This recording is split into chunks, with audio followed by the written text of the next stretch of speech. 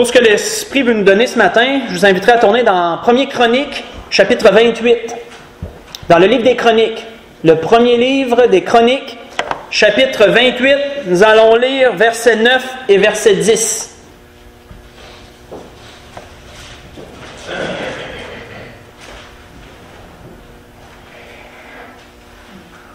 C'est encore une belle compréhension que l'Esprit veut nous donner ce matin d'une des choses que Dieu fait régulièrement. Régulièrement, peut-être pas tout le temps, mais Dieu le fait régulièrement, à travers de certaines choses. Dans le livre des Chroniques, 1er Chronique, chapitre 28. Pour vous mettre dans le contexte, David était vers la fin de sa vie à ce moment-là. Il allait léguer son trône à son fils Salomon et il lui a donné certaines recommandations avant de lui laisser la place. Nous voyons qu'il lui dit au verset 9, « Et toi, Salomon, mon fils, connais le Dieu de ton père, et sers-le d'un cœur dévoué et d'une âme bien disposée. Car l'Éternel sonde tous les cœurs et pénètre tous les desseins et toutes les pensées. Si tu le cherches, il se laissera trouver par toi, mais si tu l'abandonnes, il te rejettera pour toujours. Considère maintenant que l'Éternel t'a choisi, afin que tu bâtisses une maison qui serve de sanctuaire.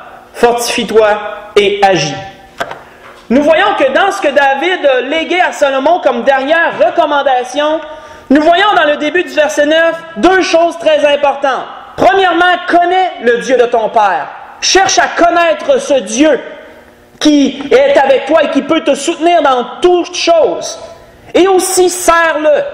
Ne fais pas seulement que le connaître d'un point de vue intellectuel, mais connais-le de cœur aussi. Sers-le d'un cœur disposé, dévoué, d'un cœur dévoué et d'une âme bien disposée. Mais nous voyons qu'il lui dit ces deux choses. Ce que l'Esprit veut nous donner, sur quoi l'Esprit veut nous donner de s'attarder ce matin, ce n'est pas seulement sur le fait de ces deux grandes recommandations qu'il a données, mais surtout la raison pour laquelle il les a données. Car il dit « car nous savons que si ce petit mot est là, ça veut dire que si ces choses-là sont là, c'est pour ça.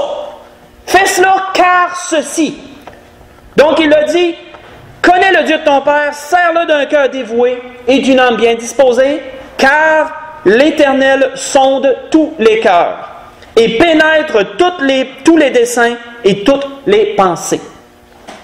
Qu'autrement dit, Dieu voit toutes choses. Il voit là où l'homme ne peut pas voir. Il voit tout comme un livre ouvert. Comme David le dit à un autre endroit, « Mon cœur est un livre ouvert devant toi, ô mon Dieu. » Il voit les desseins, il pénètre les desseins, qui veut dire nos intentions, nos projets, ce qu'on a à l'esprit, même les motifs pour lesquels on fait les choses. Dieu pénètre tout cela, lui. Il voit tout cela comme un livre ouvert et peut nous déchiffrer parfaitement comme aucun homme ne peut le faire.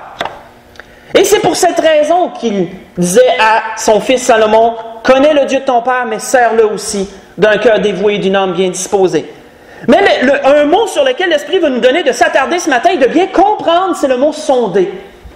Car l'Éternel sonde tous les cœurs. Nous voyons que lorsque nous parcourons les Écritures, il est écrit à maintes endroits que Dieu a sondé le cœur d'une personne, que Dieu sonde le cœur et les reins, comme il disait à David, il l'a dit souvent à David, et à d'autres endroits aussi. Parfois, la Bible utilise le mot « éprouver », qui est un peu synonyme de « sonder », mais pas dans tous les cas. Dans certains cas, le mot « éprouver » est un synonyme de « sonder ». Pourquoi Dieu fait-il cela? C'est entre autres ce que l'Esprit veut nous montrer ce matin. Pourquoi, entre autres, Dieu a cette attitude de sonder le cœur des hommes? Nous voyons que David dit dans un endroit que Dieu est dans le ciel, sur son trône, et que ses paupières sondent les fils de l'homme. Et il dit par la suite, « Et tu sondes les justes. » Ou que Dieu a cette particularité, cette attitude particulière de sonder les siens, de regarder au cœur des siens plus que tout autre. Pourquoi Dieu fait-il cela? Comprenons entre autres la raison, comprenons entre autres c'est quoi sonder?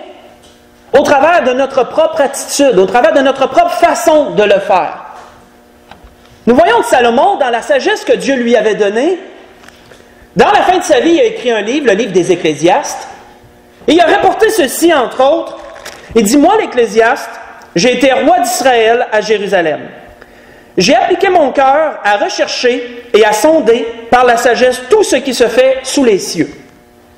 C'est là une occupation pénible à laquelle Dieu soumet les fils de l'homme. » Ecclésiaste chapitre 1, verset 12 et le verset 13. Mais notez que l'Ecclésiaste, que Salomon, a reconnu que Dieu soumettait les fils de l'homme à cet examen qui est de sonder les choses, de rechercher et de sonder. Il dit, c'est là une occupation pénible à laquelle Dieu soumet tous les fils de l'homme. Comment que sonder, sonder les choses fait partie de notre quotidien beaucoup plus qu'on le pense. Selon le dictionnaire, lorsque nous regardons le mot sonder, nous pouvons le décortiquer en deux pensées principales. La première, tentative de mesurer l'étendue, les limites d'une chose ou d'une personne. Exemple, les hommes essaient de sonder la mer. Ils envoient des sondes dans l'eau, ils essaient de découvrir jusqu'où la mer va, quelle est la profondeur de la mer dans certaines zones. Et ils se rendent compte que même encore aujourd'hui, avec toute la science et la technologie, il y a même des endroits qu'ils ne peuvent pas encore aller, parce que c'est trop profond. Aucun appareil n'est capable de supporter le poids de l'eau de cela. Mais ils tentent de sonder la mer. Les hommes envoient des sondes dans l'espace, tentent de découvrir les distances entre les planètes et même de voir si l'univers est limité. Et ils se rendent compte que quoi? Ils se rendent compte que l'univers est à l'image de Dieu. Il est illimité. Il n'en voit jamais la fin. On voit entre autres, si nous regardons d'un point de vue plus humain, que dès la jeunesse, nous commençons à sonder. Pensez aux enfants. Les enfants sondent leurs parents de bien des façons, tentent de voir les limites, jusqu'où ils peuvent aller. Et dans l'adolescence, qu'est-ce que les enfants font? Ils sondent l'entourage, ils sondent leur environnement. Ils sondent leurs propres limites.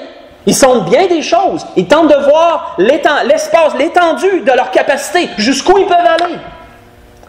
Mais là, dernièrement, j'ai écouté un film qui s'appelle Dérapage. Sans doute certains l'ont écouté. Paul Arcand a fait ça pour sensibiliser les jeunes sur la vitesse au volant. Combien qu'il y en a qui tentent de sonder justement leurs limites, en mettant le pied sur le gaz, en allant jusqu'à 160, 180 dans des zones et tout. Qu'est-ce que c'est ça? C'est de sonder. Jusqu'où ils peuvent aller. Nous sondons de bien des façons et ça commence très jeune. Pourquoi sonder? Ça l'aide à nous situer. C'est un point de repère lorsqu'on sonde quelque chose. Après ça, on sait où on se situe par rapport à ça. On voit qu'on peut essayer de sonder l'intelligence de quelqu'un. Pensez à des quiz ou qui donnent des questions difficiles pour voir l'étendue des connaissances d'une personne. C'est sonder l'intelligence.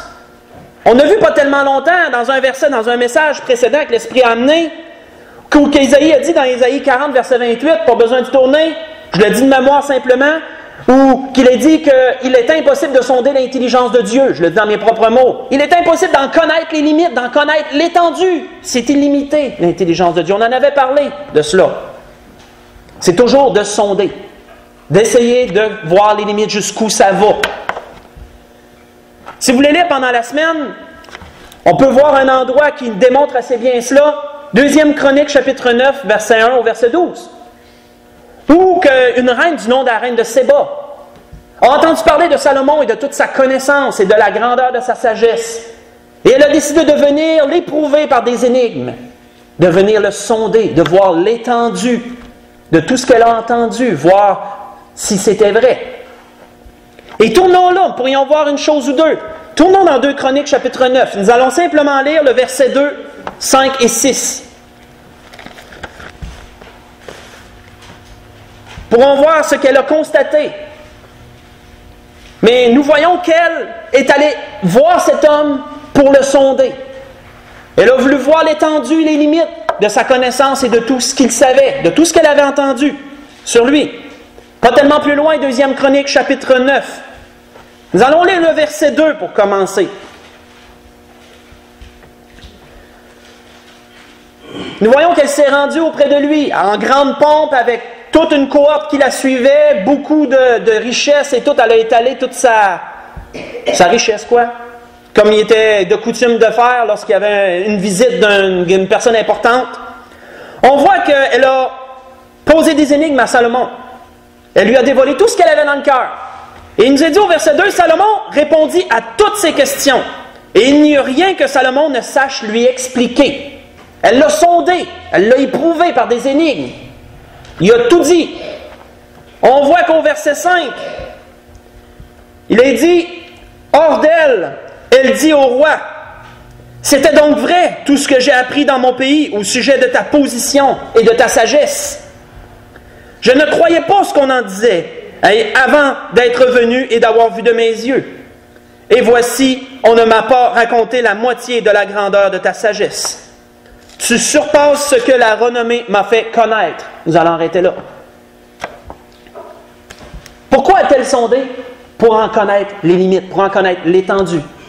Et elle a vu qu'elle n'avait pas entendu parler de la moitié de ce qu'elle a vu réellement lorsqu'elle était là. Donc nous pouvons comprendre ce sens du mot sonder. Il y a un deuxième sens à ce mot, qui veut dire découvrir la nature d'une chose, de quoi elle est faite, connaître la pensée, ce qui est caché. Sonder, c'est ne pas seulement de connaître l'étendue d'une chose, c'est de connaître ce qui constitue cette chose-là. Tout ce qui en est, de découvrir ce qui est caché, de connaître, d'apprendre. Nous voyons entre autres, si vous voulez lire pendant la semaine, je n'y tournerai pas, 1 Pierre chapitre 1, versets 10 à 12. Où simplement l'apôtre Pierre parle de ce salut que nous avons en Jésus-Christ et qu'il dit à ceux qui le lisent combien les prophètes ont sondé les époques et les circonstances marquées par l'Esprit pour comprendre ce que vous avez, vous. Comment les prophètes auraient voulu comprendre cela, auraient voulu le vivre, cela. Ils ont sondé les époques. Qu'est-ce qu'ils voulaient? Ils voulaient découvrir, ils voulaient comprendre plus ce qui leur avait été révélé. Mais ce n'était pas pour eux que l'apôtre Pierre dit que ces choses étaient. Nous voyons entre autres que le Seigneur, dans un reproche aux Juifs, aux scribes sans doute, aux docteurs de la loi, ceux qui lisaient la loi quotidiennement et qui l'étudiaient, il leur a dit ceci, « Vous sondez les Écritures, parce que vous pensez avoir en elles la vie éternelle. Mais ce sont elles qui rendent témoignage de moi, disait le Seigneur. » Jean 5, verset 39. « Vous sondez les Écritures, vous cherchez à connaître, à découvrir, à comprendre ce qui est dans les Écritures, ce qu'elles veulent dire. » Comme nous, frères et sœurs, dans nos lectures quotidiennes, dans certaines recherches, on sonde les Écritures aussi, on veut comprendre plus, on veut découvrir. On voit, entre autres, qu'on peut sonder une personne. Laissez-moi vous lire quelque chose sur cela. Un jour, nous voyons que David et Jonathan étaient très amis. David a dû fuir devant Saül, comme nous le savons, lorsque nous connaissons l'histoire. Et David savait à quel point Saül l'avait en haine. Mais Jonathan n'avait pas conscience de l'étendue de cette haine-là. David savait que Saül voulait le faire mourir. Jonathan n'avait pas toute cette connaissance-là. Lui, il ne savait pas jusqu'où ça allait. Et voici ce qu'il a dit un jour. David lui a demandé d'aller voir par lui-même. Voici ce que Jonathan lui a dit.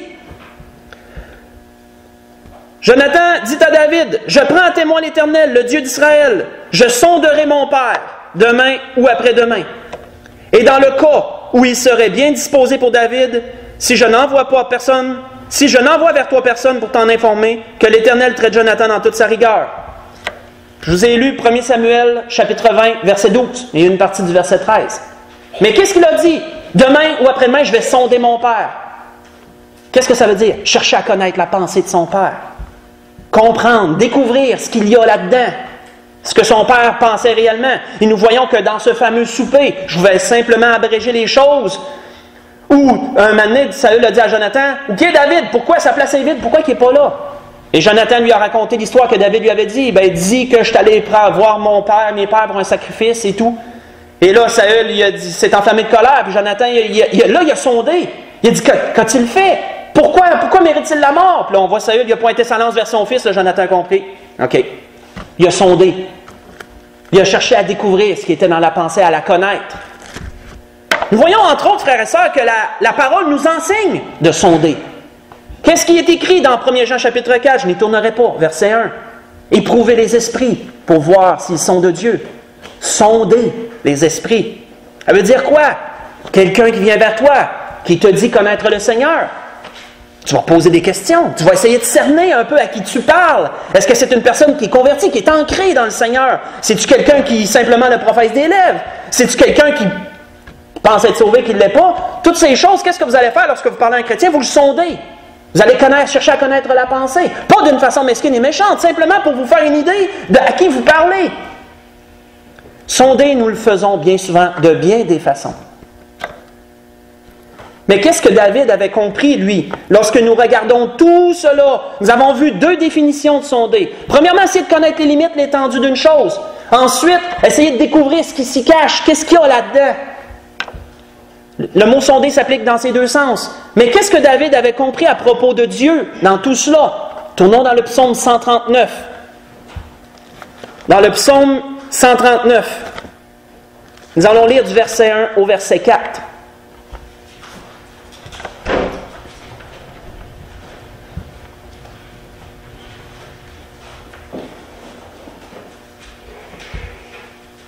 Si Dieu a permis aux hommes, si Dieu a voulu que les hommes apprennent à sonder les choses, et que ça devienne dans notre nature, que ce soit quotidien, que ce soit toujours là, comme Salomon l'avait compris comment il disait ça dans les Ecclésiastes, je ne me rappelle plus du mot exact, mais que les fils de l'homme doivent faire cette chose-là. C'est parce que Dieu aussi, lui, sonde. Dieu sonde de plusieurs façons. Nous voyons qu'il est dit dans le psaume 139, « Ô chef des chantres de David, sonde. Éternel, tu me sondes et tu me connais. Tu sais quand je m'assieds, quand je me lève, tu pénètres de loin ma pensée. Tu sais quand je marche et quand je me couche, et tu pénètres toutes mes voies. Car la parole n'est pas sur ma langue, que déjà, ô Éternel, tu la connais entièrement. » Nous allons arrêter là. David avait compris que Dieu, c'est dans sa nature, lui aussi, de sonder les choses. Mais pourquoi Dieu fait-il cela, frères et sœurs? Je me suis posé la question, parce que Dieu, as-tu besoin de connaître l'étendue d'une chose? Il sait tout. Il a assez l'étendue. Dieu, as-tu besoin de connaître ce qui se cache, de découvrir? Dieu sait tout. Pourquoi sonde-t-il s'il sait déjà d'avance? C'est une bonne question. Moi, je me pose bien des questions, moi. On voit qu'il y a une raison pour cela. Tournons dans Genèse. Allons voir un premier exemple. Dans Genèse, chapitre 22. Parce qu'on voit que Dieu peut faire les choses, peut sonder de ces deux façons. Il peut parfois mettre à découvert les limites d'une personne sur une certaine chose, jusqu'où la personne va aller. Parfois, peut faire ressortir ce qui est caché aussi. Dans ces deux façons, Dieu sonde. Voyons un premier exemple avec Abraham dans Genèse chapitre 22. Vous connaissez bien cet exemple? Pourrons retirer une chose ou deux par contre de cela.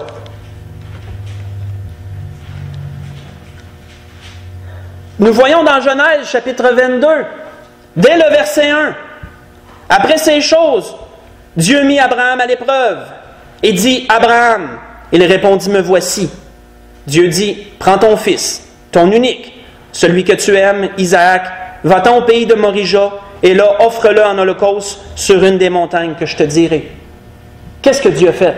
Dieu a sondé Abraham. Dieu a mis Abraham à l'épreuve. Nous comprenons au travers de tout ce qui s'est déroulé qu'il l'a sondé. Il voulait voir jusqu'où Abraham irait. Mais Dieu le savait. Il voulait voir jusqu'où il irait pour lui, par amour pour lui. Et donc il l'a sondé, lui a demandé son fils en holocauste, comme nous le savons. Nous voyons que Jérémie lui dit à un autre endroit, « L'Éternel des armées éprouve le juste. Il pénètre les reins et les cœurs. » Jérémie chapitre 20, verset 12. Ou parfois, frères et sœurs, Dieu, pour nous sonder, peut nous mettre devant des décisions à prendre, des circonstances qui sont difficiles, où nous avons des décisions à prendre. Pourquoi? Parce que Dieu veut faire ressortir nos limites. Dieu veut nous dévoiler l'étendue de notre propre cœur. Jusqu'où on irait, parfois, pour lui. Est-ce que notre foi se limiterait là ou est-ce qu'elle irait plus loin? Cela arrive dans bien des circonstances. Dieu nous sonde, mais jamais d'une mauvaise façon, jamais d'une façon mesquine. Dieu a toujours des desseins bienveillants au travers de cette attitude qu'il a, de cette façon d'agir, de sonder des choses. Nous voyons, frères et sœurs, que pourquoi Dieu nous sonde? Premièrement, pour nous faire voir à nous nos propres limites. Premièrement, pour nous montrer où nous sommes rendus dans notre foi, dans d'autres choses. Comme je vous l'ai dit, la parole nous le dévoile, Dieu sait tout. Pour lui-même, a-t-il besoin de sonder? Pour sa propre connaissance personnelle? Non, Dieu le sait. S'il sonde, c'est pour bien d'autres choses. C'est pour nous. C'est pour notre entourage. C'est un témoignage où les gens peuvent voir jusqu'où nous sommes prêts à aller pour une certaine chose. Et ça va encore bien plus loin, comme nous pourrons le voir ici. Sautons au verset 10. Nous allons lire verset 10 au verset 12. Puis Abraham étendit la main, prit le couteau pour égorger son fils. Alors l'ange de l'Éternel appela des cieux et dit « Abraham, Abraham !» Il répondit « Me voici. » L'ange dit « N'avance pas ta main sur l'enfant et ne lui fais rien, car je sais maintenant que tu crains Dieu et que tu ne m'as pas refusé ton fils, ton unique. » Nous allons arrêter là. Frère et sœurs, moi je me suis posé une question quand j'ai lu ça. Pourquoi l'ange de l'Éternel a-t-il dit « Maintenant je sais » ? On sait que c'est un ange qui parle. Maintenant je sais. Quand tu dis ça, c'est parce que tu ne le savais pas avant. Maintenant je sais. Est-ce que les anges ont cette faculté-là de voir dans les cœurs des gens et de savoir ce qu'il y a? Moi je peux vous dire que non. Non pas cette étendue-là. Dieu a cette puissance. L'ange de l'Éternel a su jusqu'où Abraham était prêt à aller. Mais il ne le savait pas avant, puisqu'il a dit « Maintenant, je sais que tu crains Dieu et que jusqu'où tu étais prêt à aller et que tu n'aurais même pas refusé ton fils, ton unique. » Vous savez, nous n'avons pas conscience de ce qui se passe dans les cieux. Je le dis parfois, on est limité dans notre esprit, dans notre intelligence. On a conscience de ce qui se passe autour de nous, puis même encore. On ne sait pas ce qui se passe dans les cieux. Au Dieu qui est entouré de myriades et de myriades d'anges, des chérubins de la gloire, des séraphins, de toute l'armée céleste, de tout, absolument tout. Nous ne voyons pas à quel point il y a du monde, là. Il y en a beaucoup plus qu'il y en a ici-bas, je peux vous le dire. C'est illimité. Et nous n'avons pas conscience à quel point les anges plongent leur regard et regardent notre agissement en tant qu'enfants de Dieu. Je peux vous dire qu'ils apprennent beaucoup de choses sur l'agissement des enfants de Dieu, pour Dieu. L'ange de l'Éternel ici a vu quoi? Il dit, je sais maintenant que tu crains Dieu. Je vois jusqu'à quel point toi tu es prêt à aller pour Dieu. Vous savez, lorsque nous regardons l'histoire de Job et qu'on y revient souvent dans bien des façons pour bien des choses, pourquoi Job a-t-il tant souffert? Job a été sondé, vous savez. Pourquoi Job a-t-il tant souffert? Parce que l'arrogance de Satan n'a pas été en secret. Lorsque Satan a dit à Dieu, c'est une manière d'être désintéressé qui te sert. Quand on regarde le contexte, quand est-ce que Satan se présentait? Toujours lorsque les fils de Dieu se présentaient devant Dieu. Pensez-vous que Satan était tout seul avec Dieu? Non. Il y avait, on ne peut même pas dire le nombre d'anges qui étaient là et qui ont entendu ce que Satan a dit lorsque Dieu a dit, c'est une manière désintéressée que Job te sert. Qu'est-ce que Dieu a fait? Pour éduquer tous ceux qui ont entendu ce que Satan a dit, vas-y, sonde-les. Tu vas le voir. Sonde-les. Les autres alentours, les anges qui ne pénètrent pas les desseins des cœurs des hommes, qui ne voient pas ce que Dieu voit, ont besoin de le voir, eux autres. Pourquoi pensez-vous que l'apôtre Paul disait à une église que les anges désirent plonger leur regard dans l'assemblée? Les anges ont bien des choses à apprendre, vous savez, de nous. Et ça, on n'en a pas conscience. On n'en a pas conscience. On voit un exemple ici avec Abraham. On voit un exemple aussi avec Job. Pourquoi Dieu sonde-t-il? Pour nous-mêmes. Notre propre compréhension de notre personne. Pour les autres, mais pour les anges aussi. Ils ont des choses à voir, ils ont des choses à comprendre. Au travers de nous, de nos vies. C'est grand quand on pense à ça, vous savez. Ça va pas mal plus loin que notre nombril. Ça va beaucoup plus loin que ça. Et ça, on n'en a pas conscience. Vous savez, il y a un verset, moi, qui m'a accroché longtemps, et je vais vous le dévoiler. Dans Hébreux chapitre 12, verset 1, pas besoin d'y tourner, si vous voulez, vous pouvez. Mais il nous dit simplement qu'à cause que nous sommes environnés d'une si grande nuée de témoins, il dit, courez maintenant vers la course qui est devant vous, courez vers la carrière qui vous est ouverte, à cause d'une si grande nuée de témoins. Moi, quand je suis tout seul chez nous, là, pas l'impression qu'il y a vraiment grand monde qui me regarde. Mais qu'est-ce qui se passe en haut? Il y en a pas mal plus qui me regardent que je pense. La si grande nuée de témoins, je peux vous dire qu'elle s'étend plus loin que ce que nos yeux voient, la si grande nuée de témoins. Elle va beaucoup plus loin que ça. C'est ce que l'Esprit me fait comprendre. Allons dans un autre exemple. Nous avons vu une première façon que Dieu sonde. Dieu veut démontrer jusqu'où on est prêt à aller. Voir, sonder nos limites dans ce premier sens. Mais Dieu sonde aussi dans l'autre sens. Tournons dans le livre de Juges, des Juges, au chapitre 2. Dans le livre des Juges, au chapitre 2. Nous verrons une autre circonstance. Mais c'est surtout ce que Dieu a fait au travers de cette circonstance-là qui compte. Dans le livre des Juges, au chapitre 2. Juste pour vous mettre dans le contexte, dans cet endroit, nous voyons que Josué était dans la fin de sa vie. Nous voyons que le peuple a pris possession de la terre promise, en grande partie, leur manquant encore à peaufiner les détails, dans mon jargon, là. Mais on voit que beaucoup de tribus qui n'ont pas chassé toutes les nations que Dieu leur avait dit de chasser. Ils les ont gardés parmi eux. Ils ne les ont pas chassés. Et ça le déplut à Dieu. Nous voyons, dans cet endroit, voici ce que Dieu dévoile. Au verset 21 du chapitre 2. On va y aller au verset 20, excusez-moi. Alors la colère de l'Éternel s'enflamma contre Israël.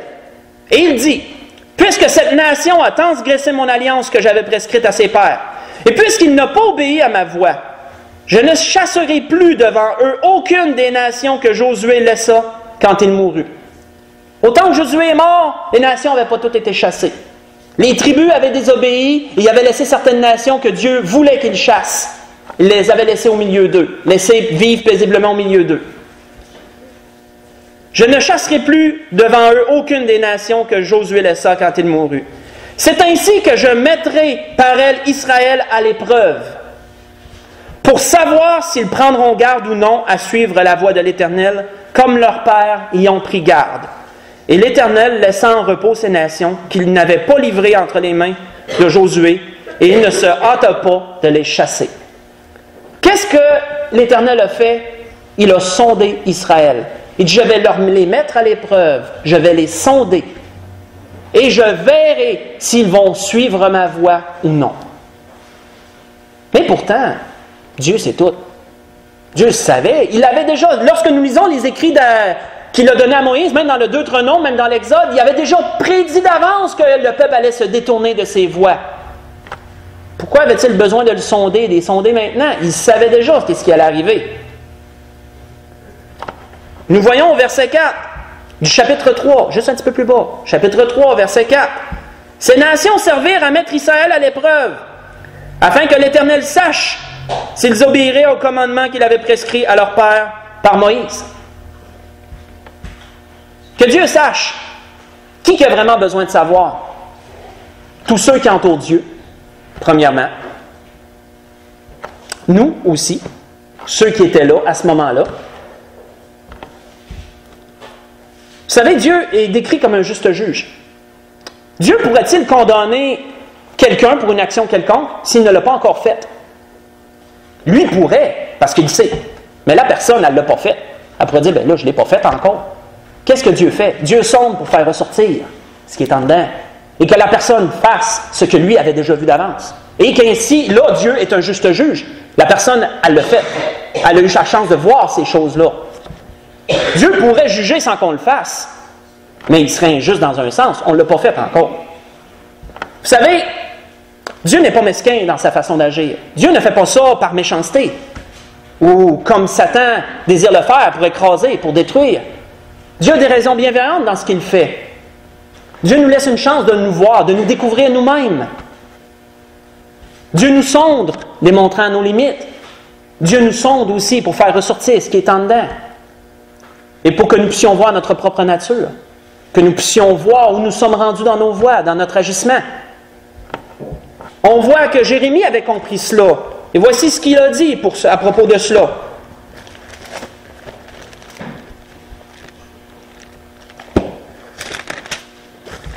Jérémie dit, « Le cœur est tortueux par-dessus tout, et il est méchant. Qui peut le connaître?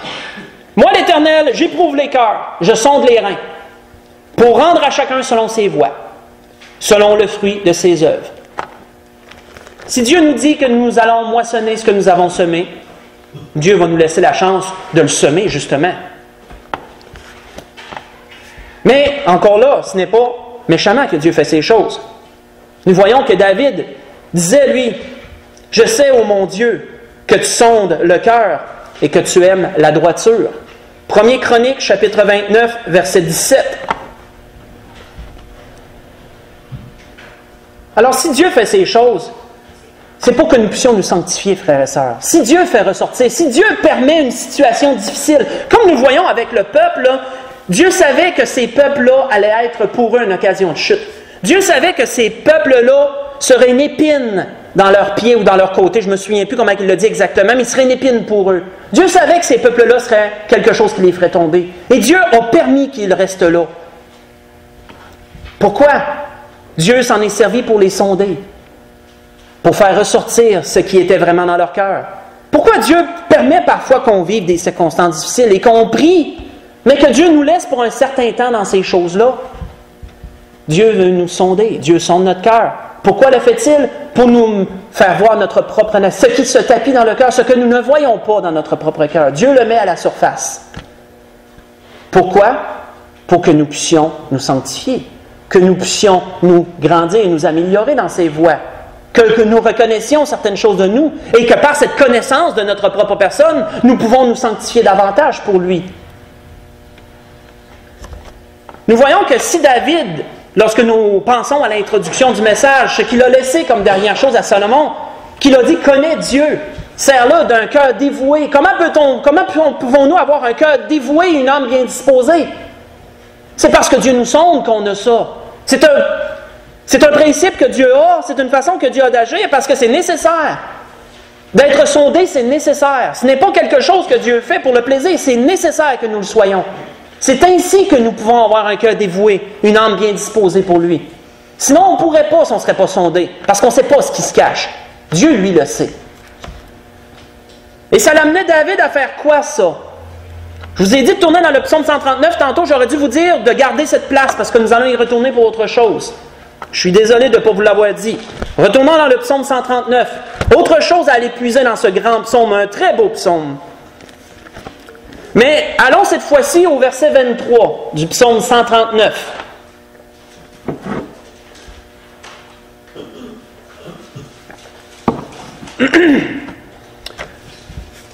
Où David, lui, avait... C'est pas pour rien, vous savez, que David a été appelé un homme selon le cœur de Dieu. David avait une attitude tellement consacrée. Quand on lit ce qu'il demande à Dieu, on pourrait parfois penser qu'il est majociste, ou excusez, je le prononce mal. On pourrait penser des fois qu'il aime ça se faire mal lui-même. Regardons ce qu'il dit, mais c'est parce que David comprenait quelque chose que bien d'autres ne comprenaient pas. « Sonde-moi, ô Dieu, et connais mon cœur. » Ouch, si tu demandes ça à Dieu, prépare-toi. Sonde-moi. Autrement dit, là, je te le demande, là, viens voir ce qui est en dedans. Fais ressortir ce qui est en dedans. Découvre tout ce qui est en dedans. Si tu demandes ça de toi-même à Dieu, attelle-toi. Parce que Dieu va le faire. Mais pourquoi David demandait ça? Sonde-moi, ô Dieu, et connais mon cœur. Éprouve-moi et connais mes pensées. Regarde si je suis sur une mauvaise voie et conduis-moi sur la voie de l'éternité. David avait tellement à cœur de marcher d'un cœur dévoué et d'une âme bien disposée envers Dieu. Il avait tellement à cœur d'être droit devant Dieu qu'il demandait à Dieu, regarde si tu vois quelque chose, là. Regarde, là. Si tu vois quelque chose, fais-le ressortir. Mets-moi ma nature devant moi, afin que je puisse devenir davantage consacré, que je puisse savoir comment je suis et prier dans ce sens. Si nous n'avons pas peur, c'est quelque chose que nous pourrions faire nous aussi. Si nous n'avons pas peur de le faire. Vous savez, lorsque nous lançons des paroles, parfois, on dit bien des choses à Dieu. On dit à Dieu qu'on va faire toujours quelque chose, ou on dit à Dieu, je me commets vers quelque chose, je prends telle résolution. Nous savons que nous avons un Dieu qui sonde. Si on dit quelque chose, Dieu va le sonder. Dieu veut voir, bien il sait, mais il va nous le faire voir à nous. Peut-être pour nous grandir en sagesse. La prochaine fois, on va peut-être parler moins vite sur certaines choses. Mais dans tous les cas, David, lui, avait cette attitude sanctificatrice de demander à Dieu de le sonder parce qu'il voulait être sûr d'avoir un cœur pur. Ça fait mal au début, mais une fois que le processus est enclenché, le cœur est plus léger, je dirais, et moins tortueux parce que Dieu le met constamment en lumière si on lui demande de le sonder. David faisait ça, lui. C'était son attitude personnelle. Et on comprend pourquoi il donnait cette recommandation à Salomon. Connais Dieu, sers-le, car Dieu sonde. Dieu regarde, lui. Puis il voit. Il voit clair. Vous pourrez voir encore un bel exemple de David. Je vous donne beaucoup de lectures pendant la semaine, excusez-moi. Vous pourrez voir dans 1er Chronique 29, mais lire du verset 10 au verset 19. C'est encore une démonstration de cette attitude de David. Nous voyons que Jérémie, lui, lorsqu'il a vu, parce que Jérémie avait été placé pour sonder le peuple, vous savez, c'est ce qui est dit dans Jérémie 6, je ne me souviens plus quel verset, que l'Éternel l'avait établi pour qu'il sonde le peuple. Au travers de Jérémie, le cœur du peuple s'est manifesté. Jérémie était constamment contre le peuple. Pas parce qu'il voulait être contre eux autres, c'est parce que leur conduite n'était pas bonne. Fait que tout ce que Jérémie disait leur rentrait dedans, puis eux autres, Jérémie, c'était leur pire ennemi. Mais pourtant, il était leur plus grand bien en même temps, c'était leur plus grande bénédiction, parce qu'il leur disait exactement ce que Dieu voyait. Mais ça les sondait, ça. Parce que plus qu'il leur disait comment Dieu les voyait, plus ils étaient méchants envers lui, plus ils étaient rebelles. Jérémie était là pour les sonder. Jérémie a vu un peu tout ce que ça l'a amené, l'attitude du peuple et comment leur cœur s'est dévoilé et tout. Puis on voit que dans les lamentations, justement, le mot le dit, lorsqu'il s'est lamenté, lorsqu'il a constaté la ruine de Jérusalem et tout, après que l'envahisseur a passé, il a sûrement compris avant, là, mais voici ce qu'il nous dévoile. Il dit, recherchons nos voies et sondons-les. Et retournons à l'Éternel. Recherchons nos voies et sondons-les. Cet examen de notre personne. Cet examen de notre conduite. Sonder les choses, qu'est-ce qu'on a dit? Pas seulement d'en découvrir les limites, l'étendue, mais de découvrir ce qu'il y a dedans. De connaître ce qui est caché. Recherchons nos voies et sondons-les. Jérémie, lui, c'est ce qu'il décrit, c'est ce qu'il nous dit dans les Lamentations. Pourquoi? Parce que Jérémie avait vu le résultat de tout ce qui s'était passé et tout ce que ça l'avait amené. Pourquoi? Parce que Dieu rétribue chacun selon ses voies. C'est ce qu'il nous dit encore dans l'Apocalypse chapitre 2. Je ne me souviens plus quel verset. Il y a une église que Dieu leur a dit. Jésus, la révélation de Jésus-Christ, c'est Jésus qui leur a dit ça. Car je suis celui qui sonde le cœur et les reins, et je rends à chacun selon leurs œuvres, disait le Seigneur. Pour la conclusion de ce que l'Esprit voulait nous donner ce matin, juste pour récapituler, on a vu un mot, semble tout simple, le mot sonder. On a vu comment nous on l'applique quotidiennement dans notre vie de bien des façons, comment on sonde dans bien des façons. On a vu les descriptions de ce mot, connaître l'étendue d'une chose, ses limites, chercher à savoir jusqu'où ça va, c'est de sonder la chose. Mais on a vu aussi que de sonder, c'est de découvrir ce qui est caché. Sonder les Écritures, entre autres. Sonder les esprits. On a vu comment Dieu applique cela, lui aussi. Comment il sonde, lui aussi. Et les raisons pour lesquelles il sonde. Pour nous, notre entourage, pour les anges. Quelque chose qu'on ne prend pas souvent conscience. Où bien des anges ont appris bien des choses à cause que Dieu a sondé nos cœurs. Ou le cœur de ceux qui étaient là à l'époque. Et il peut le faire encore aujourd'hui, d'ailleurs, c'est sûr. On a vu aussi comment Dieu sonde de l'autre façon. Parfois, il permet que nous soyons dans des circonstances difficiles pour un certain temps. Notre cœur est sondé, les choses ressortent à la surface, notre cœur est dévoilé. Dieu découvre ce qui est caché. Et là, nous pouvons nous connaître nous-mêmes. Nous pouvons prendre action sur ces choses. On a vu comment David, lui, désirait tellement cette sanctification qu'il priait Dieu de le sonder. Quelque chose qui est... Il faut s'atteler si on fait ça. Mais David le faisait, lui, parce qu'il aimait mieux. Il aimait mieux avoir un cœur pur devant Dieu puis de souffrir un peu, on pourrait dire. Même David était tellement sûr de lui qu'on voit dans le psaume 17, je crois, je ne suis pas sûr, là. Mais dans le psaume 17 ou le psaume 26, c'est un des deux, il dit à Dieu, il dit, sonde-moi, puis tu vas voir, tu ne trouveras rien. Et il vivait quelque chose de difficile, là, puis il allait jusqu'à dire à Dieu, sonde-moi, puis tu vas voir, tu ne vas rien trouver. Ma pensée n'est pas trop autre que ma parole. Si David était capable de dire ça, c'est parce que cet examen-là était quotidien. David se connaissait en bien des sens. Pour la conclusion de ce que l'Esprit veut nous donner, tournons dans le livre de Pierre. Nous allons aller dans le Nouveau Testament pour conclure. 1er Pierre, chapitre 5. 1 1 Pierre, chapitre 5. Et vous savez, pendant que vous y tournez, on a un grand réconfort, frères et sœurs, au travers de toutes choses. C'est qu'au travers de Jésus-Christ, Dieu nous connaît. Dieu nous connaît en Jésus-Christ et Dieu n'ira pas au-delà de nos limites. C'est pour ça que l'apôtre Paul a écrit un beau verset qui est 1 Corinthiens 10, c'est un autre, je l'ai noté, je n'étais pas sûr où c'est qui. 1 Corinthiens 10, verset 13. Qu'avec la tentation, Dieu n'ira pas au-delà de nos capacités, tout ce qui est écrit là. 1 Corinthiens 10, verset 13. Si un si beau verset a été écrit, c'est parce que Dieu nous connaît. Il sait nos limites. Il n'ira pas au-delà de tout ça. Mais si Dieu nous sonde, il peut nous manifester jusqu'où on peut aller. Et tout ce qui se cache par la même occasion dans ça. Dieu sonde.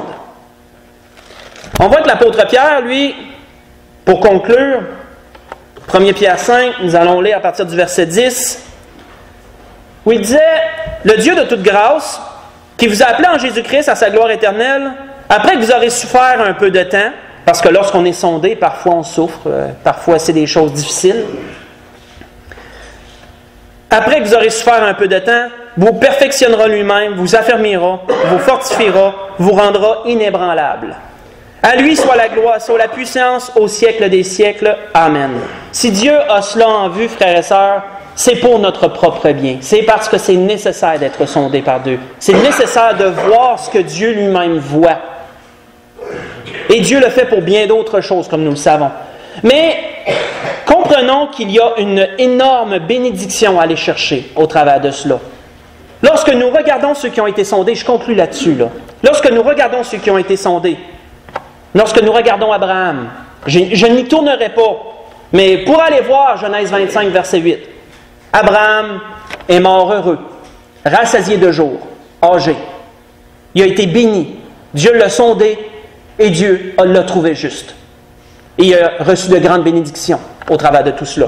Job, vous connaissez la vie de Job vers la fin. Dans Job 42, 16, 17, Job est mort heureux lui aussi malgré tout ce qu'il a vécu. Il est mort heureux, il a eu autant d'enfants, plus d'enfants qu'avant, il a eu plus de troupeaux qu'avant, et il a été lui aussi rassasié de jour. Ça veut dire que, regarde, il avait assez vécu, c'était correct, là. C'était le temps qu'il parte. Il sentait là qu'il était correct. C'est une belle promesse, vous savez, mais c'est toutes des gens qui ont été sondés qui ont su ça. Toutes des gens que Dieu a sondés. Pourquoi Dieu sonde le juste? Dieu veut le bénir. Ça paraît, comme notre sœur Cécile, elle me disait la semaine passée, elle avait dit à frère André, entre autres, dans sa prière, elle avait dit, et je ne veux pas mettre le spot sur vous, je m'excuse, mais où elle avait dit que les épreuves, c'est une bénédiction cachée. C'est un peu dans ce sens-là. Lorsqu'on est sondé, oui, il y a des choses, c'est dur, mais qu'est-ce que Dieu a en vue? La sanctification. Dieu veut nous bénir. Au travers de tout cela, ce processus est nécessaire. Et lorsque nous regardons David, la Bible nous dit dans 1 Chronique 29, verset 28, que David est mort très riche, heureux, âgé, rassasié de jour. Dans toutes ces choses, c'est la grâce que je nous souhaite à tous. Que nous puissions comprendre la bénédiction qu'il y a à avoir et comprendre aussi c'est quoi sonder et pourquoi Dieu doit le faire. Et toutes les implications que ça a nous dépassent grandement. Levons-nous pour le dernier cantique.